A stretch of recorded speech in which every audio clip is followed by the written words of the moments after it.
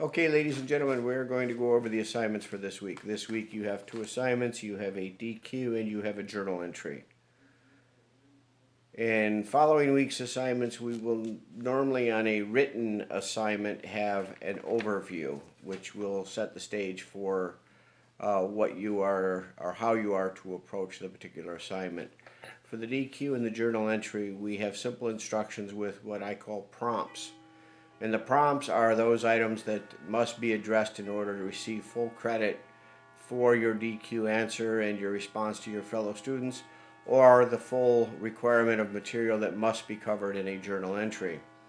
I strongly urge and suggest that you outline the journal entry and the DQ so that you make sure you cover all required content.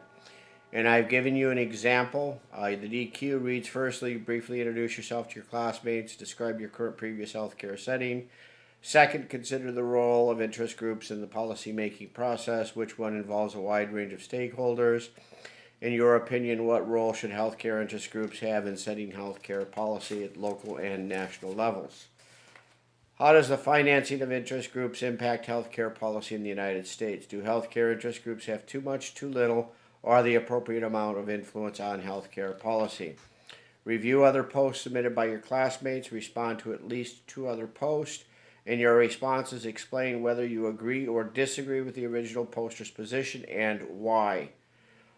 Offer suggestions and perspective to the original poster that the original poster may not have considered or weighed differently than you.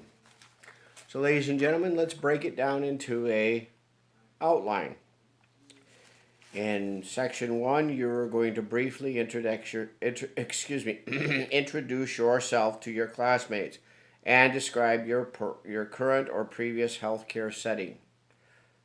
If you don't have any healthcare experience, you can then briefly describe what industry you're working in and what attributes and or skills you think might relate to and morph over into the healthcare industry.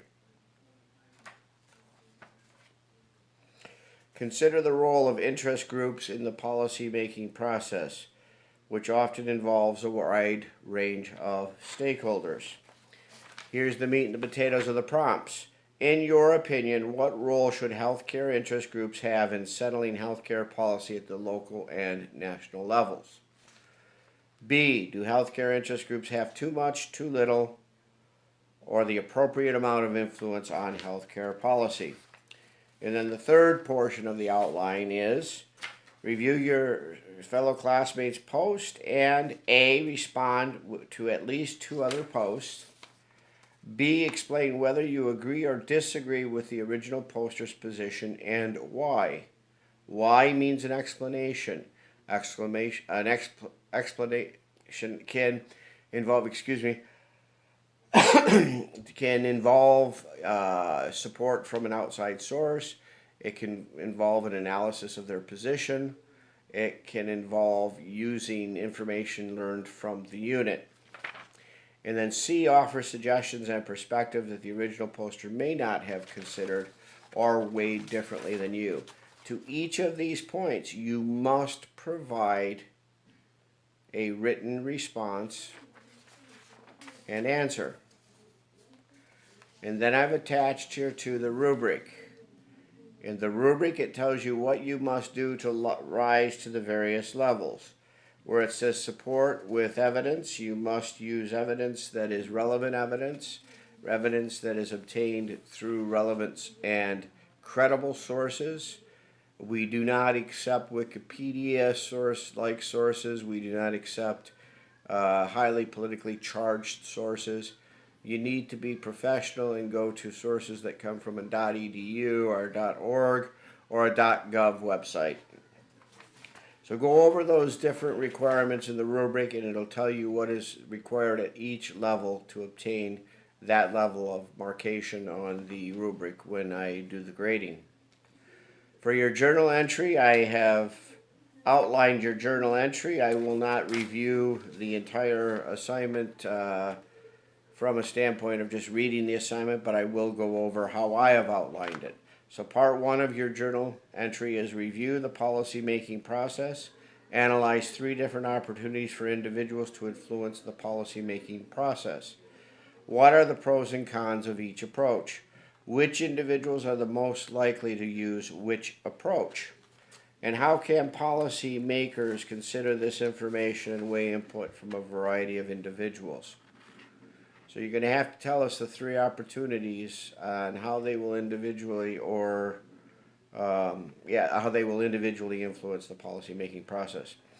In your final project for this course, the policy memorandum, you will consider a policy analysis and make recommendations. Review each of these prompts. And I really do suggest that you read all 3, not just say, okay, immunizations excites me, it's something I'm interested in, just click on that one. I really do suggest you take a look at all 3. And it will give you some more insight into policy making and the class. One of these prompts will be the basis for your final project.